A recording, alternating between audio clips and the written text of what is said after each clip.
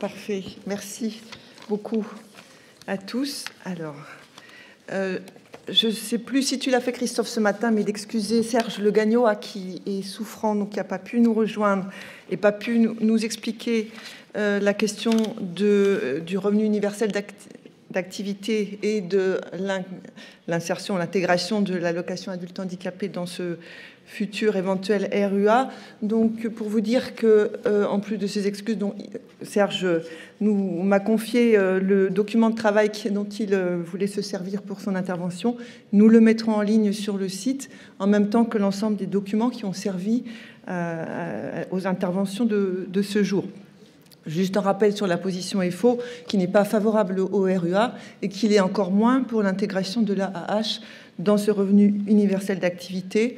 Juste deux petits points. Le A d'activité qui est bloquant par rapport à la situation de personnes qui ne peuvent pas travailler, mais au-delà d'une lettre qui est en trop, pour l'instant, à ce stade de la discussion sur le RUA, ne montre en rien une amélioration ou une simplification de l'accès aux droits pour les personnes en situation de handicap, mais à contrario, un risque de recul sur les droits. Donc, pas vraiment de synthèse de la journée. Je crois que tout a été dit et les interventions étaient absolument claires. S'agissant du sujet des retraites, nous sommes en train, ça a été dit, de bâtir et de préciser nos revendications sur aussi les retraites des personnes en situation de handicap. Donc, un document revendicatif va paraître prochainement par la Confédération et il va servir de plateforme revendicative dans le cadre des discussions en cours. Sur les spécificités retraite, donc on l'a abordé, hein, bien sûr, nous demandons l'amélioration de l'accès à la retraite anticipée pour handicap, donc la réintégration du critère RQTH dans l'accès à ce départ anticipé avec majoration de pension et la diminution des durées de cotisation exigées qui sont très au-delà de ce qui est supportable quand même pour une majorité de personnes qui sont même lourdement et sévèrement handicapés et qui travaillent malgré tout. Donc, un allègement de ces contraintes est demandé par Force ouvrière. Nous demandons aussi la prise en charge par l'employeur du supplément de cotisation pour la retraite en cas de temps partiel imposé par des restrictions d'aptitude.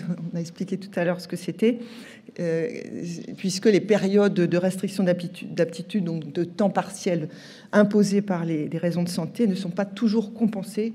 Il n'y a pas toujours de pension d'invalidité en compensation. Nous demandons aussi pour les aidants qui réduisent ou interrompent leur activité pour s'occuper d'un proche, le déplafonnement de l'accès à l'assurance vieillesse pour les parents au foyer, qui donne droit gratuitement à la prise en compte des trimestres de réduction d'activité. Et enfin, la modification du calcul du plafonnement entre la pension d'invalidité et le revenu d'activité à temps partiel, puisqu'il y a un mode de calcul qui fait que les personnes n'auront plus jamais d'augmentation de leur pouvoir d'achat. Le calcul fige en fait le revenu à tout jamais. Donc là, on a une revendication qui est en marge de la retraite, mais qui donne aussi accès à une meilleure retraite. Sur l'offre de services et la réforme de l'OETH, donc bien sûr, ça a été dit, on a largement participé, revendiqué et apporté nos arguments qui ont été pour la plupart entendus. Et je redis juste les revendications qui restent principales pour nous, c'est un renforcement du dialogue social sur cette thématique, à la fois par des négociations et à la fois dans les plans régionaux pour l'insertion des travailleurs handicapés qui ont été cités, mais je pense qu'il faudra qu'on en reparle. La finalisation des travaux sur les aménagements raisonnables qui ont été souvent abordés aussi au cours de cette journée. C'est un vrai chantier qui commence à se tenir dans le cadre du rapprochement des offres AG-FIP-FIP. C'est un vrai enjeu aussi pour tous, hein, dans les entreprises, pour les personnes, pour les entreprises, et pour les syndicats qui ont beaucoup à faire sur ce sujet-là. Et il faut qu'on puisse donner à tous les acteurs les clés de ce qu'il est possible de faire en matière d'aménagement matériel, organisationnel, en vue d'insérer ou de maintenir en emploi une personne handicapée. Et puis, je rappelle aussi notre demande de création d'aides spécifiques au déplacement domicile-travail ainsi qu'au logement. Je sais aussi que ça fait l'objet des discussions de rapprochement des offres de services, et tant mieux, donc avec des réponses pérennes aussi pour les salariés ou les fonctionnaires handicapés pour qu'ils puissent avoir une aide non pas ponctuelle, mais en tant que de besoin. Il me reste à vous remercier d'être là. En plus, vous êtes nombreux, y compris à la fin de cette journée, qu'on a voulu un peu plus courte pour que, effectivement, vous qui avez des trains qui repartez quelquefois loin, vous puissiez assister à la fin, à la clôture de cette journée. Donc, merci à tous. Merci beaucoup aux intervenants, à la richesse de leur participation et intervention. Merci au Bureau confédéral et à Yves Verrier pour leur présence et leur participation, leur implication. Merci beaucoup à l'équipe d'organisation EFO. Merci beaucoup Christophe qui a répondu à mon appel sans hésiter. Merci très sincèrement à toi. Merci au Salon de l'Aveyron, bien sûr. La vélotypie, bravo. Je pense qu'elle était de très belle qualité. Et c'est une première pour nous. Et c'était très probant, en tout cas, d'avoir cette technologie-là.